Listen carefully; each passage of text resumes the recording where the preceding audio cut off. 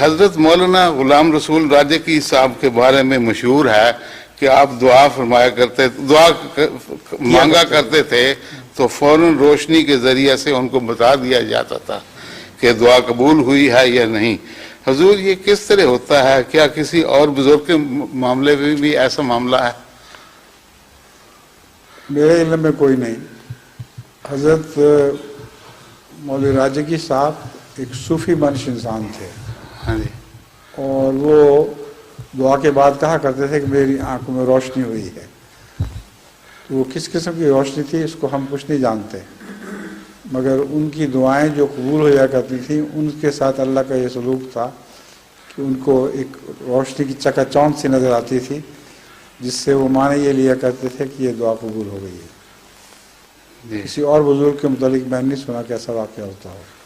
جی جزاک اللہ.